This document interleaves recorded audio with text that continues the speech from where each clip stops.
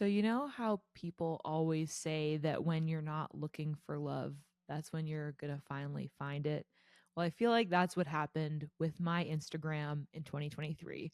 When I started out the year, I said to myself, Katie, it's been years of grinding with the Instagram growth thing. Why don't you just take a bit of a step back and focus on some other platforms so you can regain your creativity and just find a little bit more balance?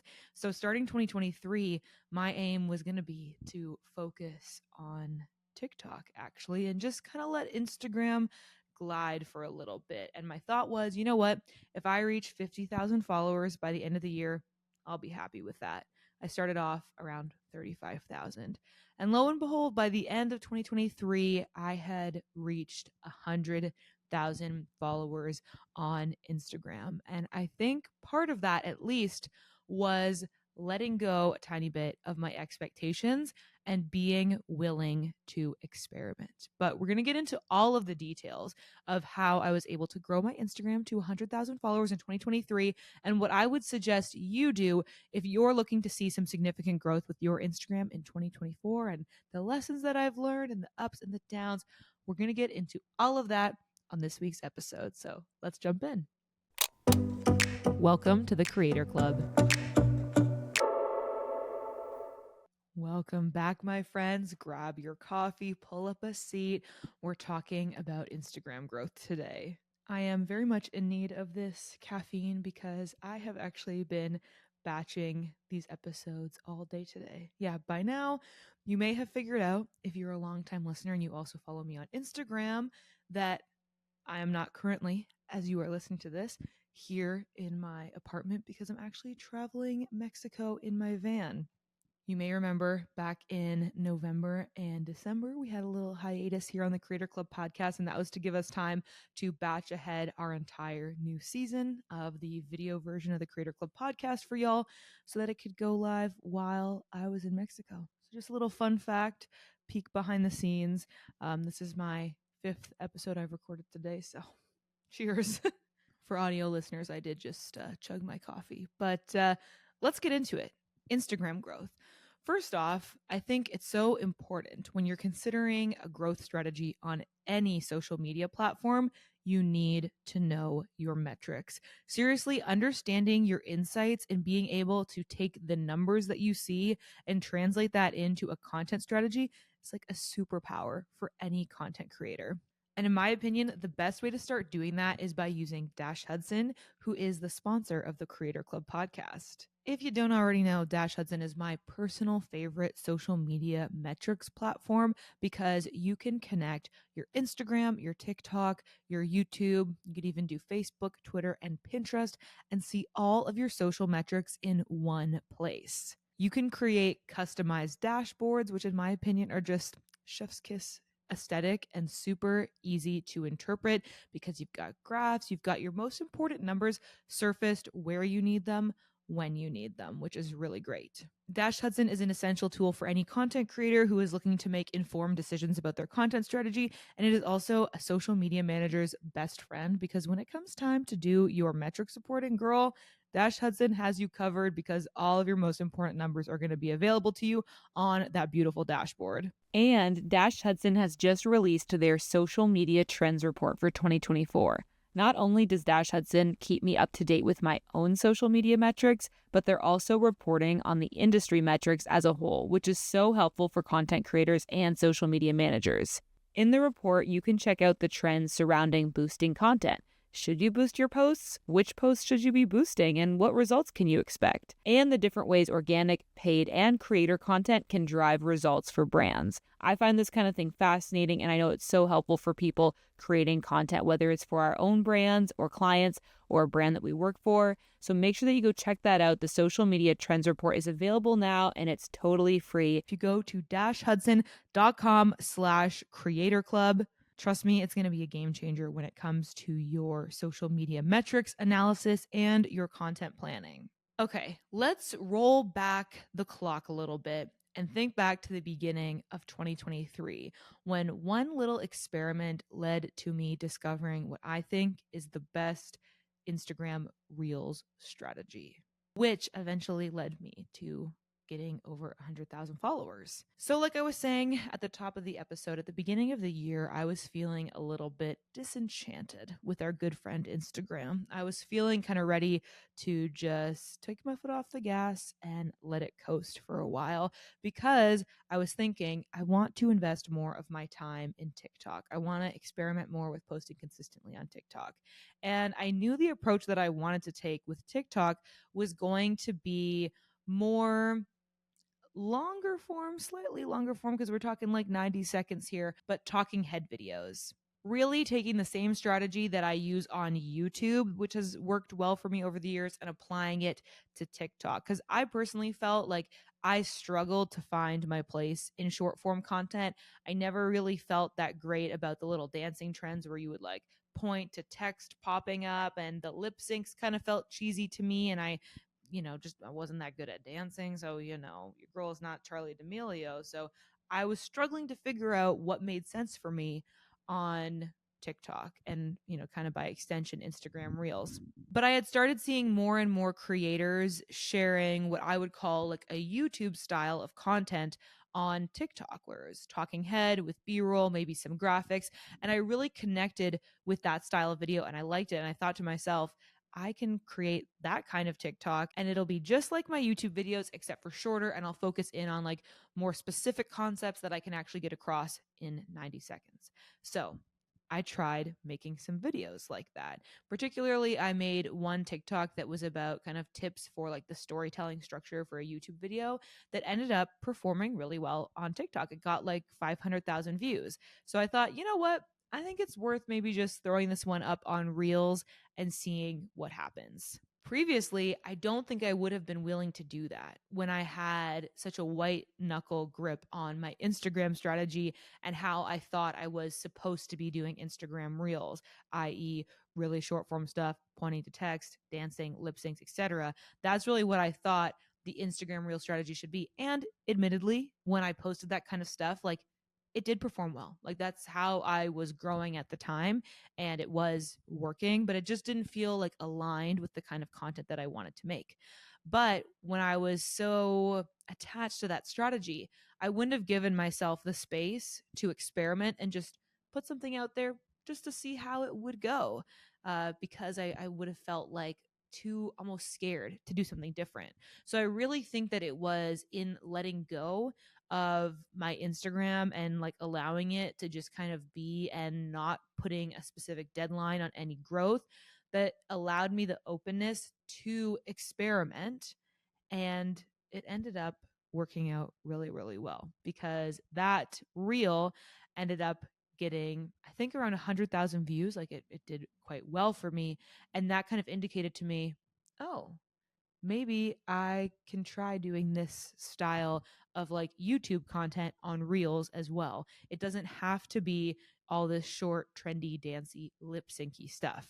And that, my friends, is when I really discovered the art of original Reels, which I'm so passionate about talking about now because I truly think that original Reels are a really great approach for a lot of creators, especially if you don't feel overly connected to the trendy styles that you tend to see on the platform. So let's dig a little deeper, shall we? Let's get into what the difference is between original reels and what I call trendy reels, the kind of reels that I thought I had to be making beforehand. And I want to share with you a little bit the process that I personally take for creating each of these kinds of videos. Because I know if you are a longtime listener of the podcast, you will have heard me talk about original and trendy reels. But I think what would be really helpful in sharing the strategy that truly got me to 100,000 followers is getting into how I produce each of these types of reels, how I come up with ideas for them, and what that workflow looks like. So, first, let's talk about original reels. Before, I've talked about this type of reel as like the YouTubeification of reels or of TikTok. And I really think that is kind of the approach, right? It's talking head videos, it's B-roll, it's graphics, it's titles, it's providing value, often in the form of education, but it can also be inspirational or entertainment. Sometimes my original reels are just literally little talking head life updates that have performed surprisingly well, like better than what I would have expected. And they all kind of take shape with a similar workflow. So it all starts with coming up with the idea. This is the most crucial step, of course, in any piece of content that you're making. And it's where you can kind of make or break the whole process. This is why I get frustrated when people overly fixate on, hashtags, exactly how many uses a trending audio has, et cetera, because all of those little kind of post production optimizations are maybe going to increase your reach here and there by like 10%. But really, what's going to make the difference between, a 200 view reel and like a 200,000 view reel is coming up with a really strong concept, an idea that's going to connect with your ideal audience. So, this is where I really encourage you to spend the most time. There's a lot of different places that you can get ideas for your original reels, and we're going to dive into that a little bit later in the episode because I really want to spend some time on that. But just know that this is kind of the step in the workflow where you really want to invest your time because it's going to make the biggest difference.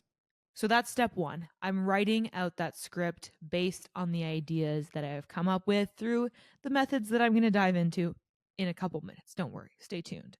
Okay, the next step is actually filming them. And I approach filming my original reels the same kind of way that I approach filming my YouTube videos. So I kind of set a time in my calendar and I say, okay, I'm going to sit down and I'm going to record my reels for the week. And back in the day, I'll be honest, I used to be a little bit more particular about changing my outfits all the time because I didn't want my feed to get overwhelmed with like just me in the same outfit. I don't care about that as much now because I think that the era of our feeds having to be perfect is kind of over. Yes, I do still try to keep my Instagram feed on brand with my same font and generally the same colors, but I'm not too bothered if you can see that I've recorded 3 reels all on the same day. I don't think that many people notice. So that's why, and that's really streamlined my workflows. That's why I just sit down, turn on the camera, and I'll record the scripts that I've planned. I like to do that all at once to get it out of the way.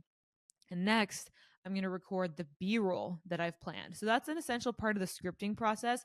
As I'm writing out what my lines are going to be, I'm really trying to picture in my mind what is that final visual going to be. And then I just start writing it out in jot notes, right? Like, okay, I need a shot of me holding the camera. Then I need a shot of me taking the SD card out of the camera. Then I need a top down shot of me putting the SD card into the laptop. I really break it down in a granular way. So then when it comes time to film, I can just bang out that checklist and get all of those different clips. And I don't have to think about the visuals I need at that stage. I've already figured it out. So I'm just getting all the shots that I need after I've recorded all of the A roll.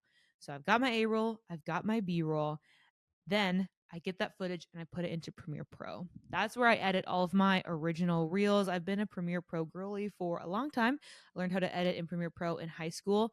More recently, I have been experimenting with DaVinci Resolve, which I think is a really great option, especially for beginner creators. Not because it's basic at all, it's actually a very powerful professional editing software, but because it has a free version, which you can almost do everything that you need to do in it. The one thing is the auto-generated caption feature in DaVinci Resolve is a paid feature, which is a little bit unfortunate because that's quite an essential part of my editing process. But just so you know, a little tip, if you don't have an editing software of choice yet, consider Resolve because you can get started with it for free. But anyway, most of the time I use Premiere Pro and I always make sure to add lots of titles and graphics and my B-roll that I filmed, and I add captions. This is really important, especially for these like talking head style videos. Not everybody is going to be watching them with audio. And of course, you want your content to be accessible as well. So I add in those captions, and I often will also add in royalty free background music that I get from Epidemic Sound. This way, I don't have to worry about any like background music having to be added in the different apps because I do usually post these to both Instagram and TikTok. And I also don't have to worry about if the trending audio gets taken down sometime in the future. I feel like that's less of a problem now, but like about a year ago, it was chronic. Like every other reel I posted, eventually the audio would be taken off of the Instagram music library and my whole reel would be silenced. So that's why I tend to like adding that royalty free music while I'm editing in Premiere Pro. Also, at this stage in the game, I will grab a still from the video so that I can turn it into a reel cover, because I do create custom covers for my reels. Usually, when I'm filming, I just make a conscious effort to kind of like do a little pose, do a little smile or whatever, and then I'll grab that as the still so that I don't have to have like a really like derpy face of me like halfway through saying a word as my still. And then I'll just add some text on top of the reel cover, and I almost treat it like a YouTube thumbnail, just like a little bit of text that indicates what the video's about. So if somebody ends up on my page because they found me from the reels feed and they want to like see what else I have going on my page, they can really quickly see what other kinds of content I have. I really think using this workflow to create your original reels goes beyond just the kind of talking to your phone thing that you'll see a lot of people do. It elevates it to another level when you include B-roll, you include titles, background music. You can even throw in sound effects when you're editing in Premiere Pro. Sometimes I will do that as well. And it really just makes the whole experience feel a lot more premium and just like a mini YouTube video. So for me, that's what's really felt aligned with my brand and my creative style. And maybe it will look different for you. But I think the beautiful thing about creating original Reels content is that it truly can be 100% original to you. You don't have to try to mold yourself into whatever the current trends are to make it make sense for your brand. You can develop your own style that really represents you and will connect with your audience. And for me, I've found that very fulfilling. It's been probably like more than half of my reels that I've created have been in this original style, probably closer to like 70%. And I might switch that up going forward. I think I'm going to actually experiment in this coming year with doing about 70% trendy style and 30% original. And part of that is just a workload thing, because the original content does take more time, because it is, first of all, just longer videos, but also in this YouTube style, which takes more in-depth editing. But depending on what your current goals are, if you're trying to increase your engagement rate and kind of get your community more re-involved, reinvested in your brand, original content can work really well that way. And if you're trying to kind of scale your audience, reach out, like kind of cast your net wider, then trendy reels can be a good way to do that.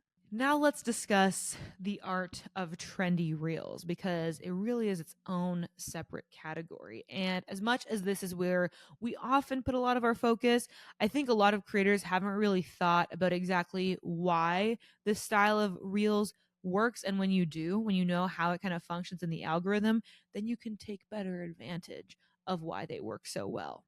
So how I define trendy reels are basically short reels that are like, maybe 7 to 10 seconds long, take advantage of a trending audio. They're usually highly visual, lots of B-roll, not normally a lot of talking in these, but a lot of text on screen.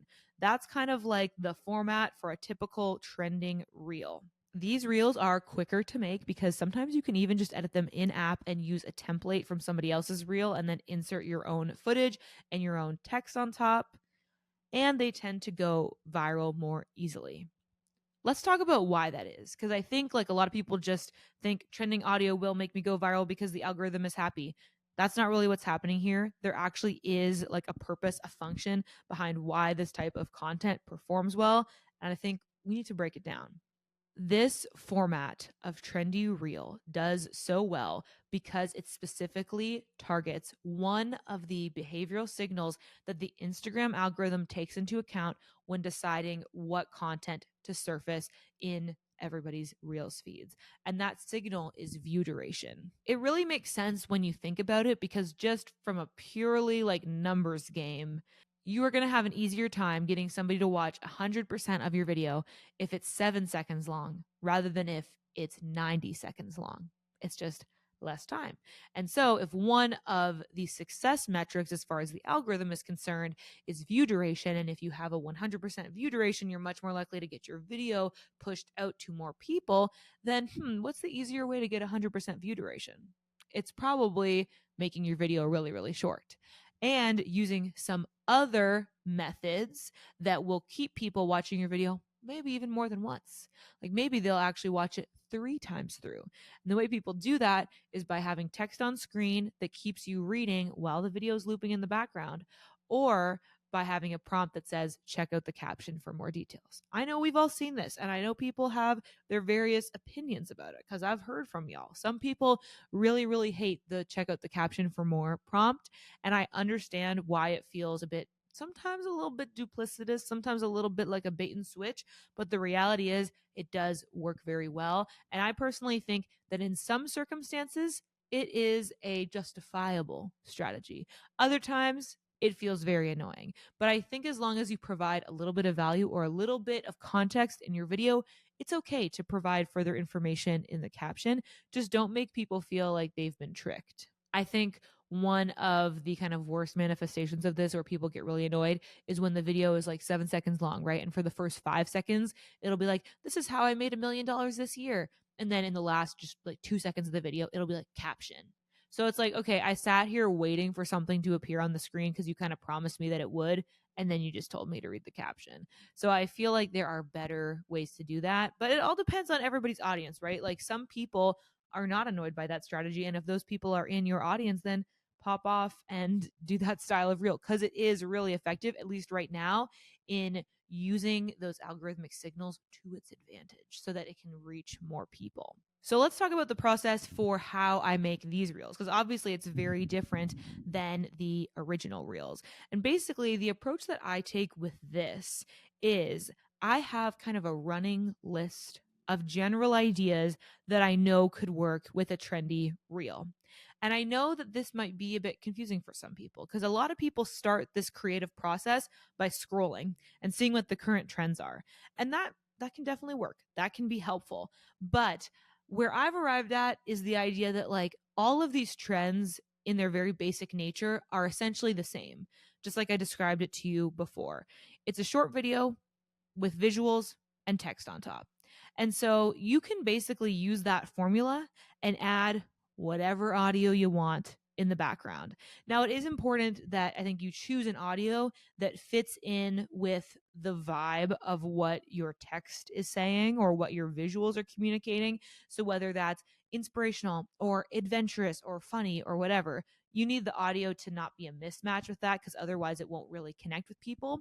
But I think that brainstorming a lot of these potential like hooks or kind of trendy reel concepts ahead of time will make your workflow a lot faster because you don't have to kind of wait to come across something on your Reels feed. Instead, you can come up with these concepts ahead of time. And then when it's time to make the reel, you just spend like 10 minutes scrolling through your feed until you come across a trending audio that has that little arrow or whatever that fits the vibe of one of your concepts. Okay, why don't I just give you a couple like recent examples of these concepts that I've come up with in advance that I don't know what audio I'm going to use with them yet, but at the time that I'm ready to post them, I'll find it. Okay, so for January, one of my ideas was just POV, you're creating your vision board for 2024. And I was like, this could be a fun one. It'll be aesthetic. I'll just show some quick clips of my computer screen as I'm putting together my vision board, like really zoomed in so you can't quite see what I'm doing. And then the final shot will be like the complete vision board. And I'll just have that text on top. And then I'll find an audio that can go in the background. Another example, I recently got this new tripod that I'm using with my phone, which I love. Like, honestly, it's the best. So I was like, I took a video of me just unboxing it, like a little, like kind of top down, just showing my hands taking it out of the box and showing how it works. I was like, I'm just going to do a really quick little montage of clips of me unboxing it and showing like how you extend it and stuff. And then I'm just going to add text on top that says, I think I found the perfect tripod for creators. And then I'll put a little like call to action that's just like, product details in the caption or something. That I think is an example where it's appropriate to have information in the caption. So I don't think that that kind of approach is annoying because you can fully see the product in the video. So you're at least getting that much value. But that's an example where I have the idea. I don't know what the audio is going to be yet, but I know that that will work in terms of a trending format. And I'll just throw whatever the current audio is of the time on it when it's time to post. One last example, this is something that's been doing well for me, is like flat lays of gear. So like a top down of my desk with a bunch of gear laid out. So I'm going to do a version of that that's like travel vlogger gear. And then I will just find a trending audio to pair with it. I really think this is a great hack when you kind of realize like you don't need to wait to find the perfect Reels inspiration while you are scrolling. If you know that this is kind of the formula, this is what works. It's just visual, text, background music, then you can plan a lot of this in advance.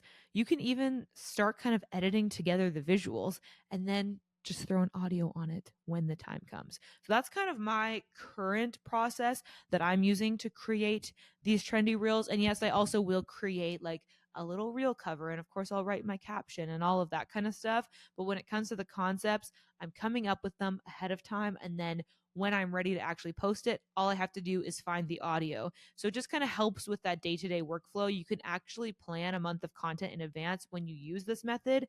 And then if you just create it a week at a time, then when it comes down to it, you just have to find your audio. You don't have to start from scratch with your idea. I'm just going to interrupt myself real quick to tell you about my agency, Creatorly Media. If the weekly grind of editing your episodes is holding you back from being consistent with your podcast, or if you've been intimidated to start because you don't know how to create a high quality intro or outro or design podcast artwork, my friend, we have got you covered because we've got a whole range of podcasting services that allow creators to consistently reach their audiences every week with high quality audio episodes. In fact, the team at Creatorly Media produces the Creator Club podcast. So if you want to get help with your podcast, you can check out all the details at creatorlymedia.com. It's also linked in the show notes, and we would love to work with you. Okay, now back to the episode. Okay, I want to circle back to the coming up with ideas thing because, like I said before, coming up with ideas, particularly for your original reels, though I think this process can also inform the ideas that you develop for your trendy reels. Coming up with the ideas is such an essential part of the process because it's really where you're going to make or break basically the virality of your content. Because if you come up with something that's too generic or doesn't feel relatable or is just worded really awkwardly, it's not going to hit. It's not going to do that well in the algorithm. But if you spend time coming up with a great concept, you will see the benefits of it. So let's talk through some things that you can do to generate ideas if you're feeling kind of stuck when it comes to coming up with your Reels ideas or Instagram content in general. This is definitely something that I have implemented throughout the past year in order to hit that 100,000 follower mark. Okay, so the very first step is getting in touch with your audience. And there are really two main ways that you can get aligned with what your audience is looking for from you. And I like to call them the kind of indirect and direct way of gaining audience feedback. The indirect way of getting audience feedback is by looking at your metrics, which I believe is a very important part of an informed Instagram or social media strategy in general. You want to take a look at what posts have performed well for you in the past, what's gotten the most reach, what's gotten the most engagement. Look through all of that and start to take some notes on the themes that you see. Like, what are the similarities between your top 5 reels from the past year? What are the similarities from your bottom 5 reels from the last year? And that will really, I think, illuminate for you what you want to lean into in the future and what you can kind of let go of. And that is a very sort of indirect way of hearing from your followers because you're just taking a look at basically the signals they are sending you through the way that they engage with your content. The direct way of connecting with your followers is the good old fashioned way of actually talking to them. You can do this through putting some polls on your Instagram story and gathering feedback that way, getting people to submit stuff via a question box. But my favorite way personally is to actually reach out to people in the DMs and have conversations because I think people are going to be really flattered if you do take the time out to reach out to them and get to know what they really care about and how you can really help them.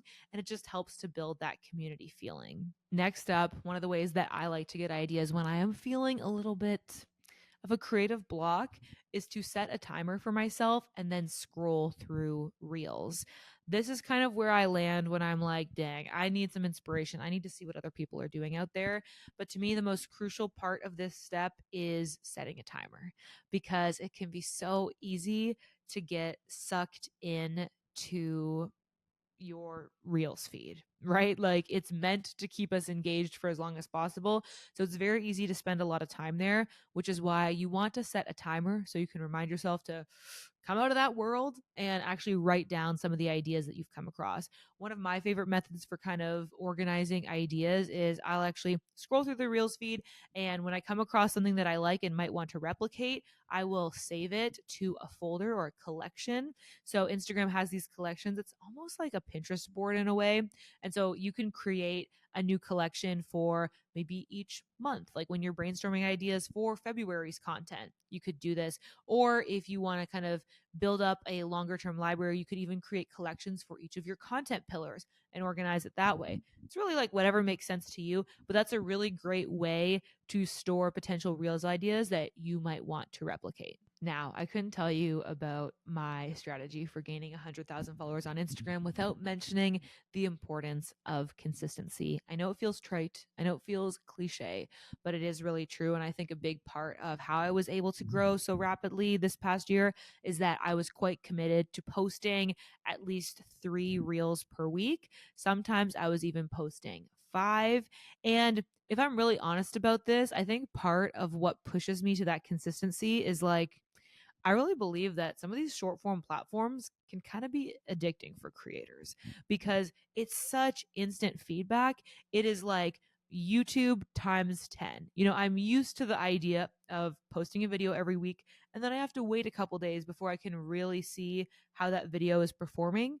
But with Instagram, I post a video and a couple hours later, I come back and see the comments and see the views and I get that hit of dopamine like, yes, I'm like reaching people, it's going well. I'm not saying that's a healthy reason to post consistently. I think that's something that I've had to kind of like slow down intentionally to sort of investigate that in myself and try to detach from the results that I was getting. But that I think is why, if you've ever wondered like how people are posting so often, it's because it's like, it's kind of like playing a slot machine. Like you throw a reel out there and it's like pulling that lever down and just seeing how many views that you get. So that can be a little bit dangerous. But consistency is important, even if it might kind of mess with your mental health a little bit. I think that is why self care is so important for creators. Make sure that you remember that. But yeah, I think it is just honest to say that posting that frequently was definitely a factor in the growth that I saw going up to 100,000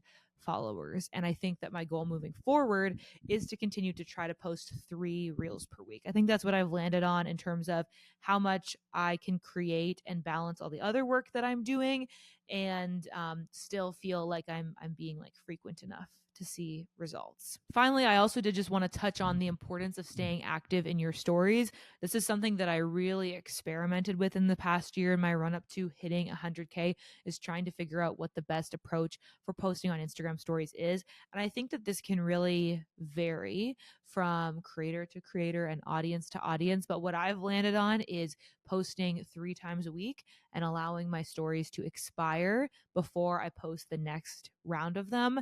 And that seems to be the best strategy for me to optimize my story views. Overall, though, it's important to remember that the biggest factor that influences how many story views you get is how much engagement your initial stories that you post receive.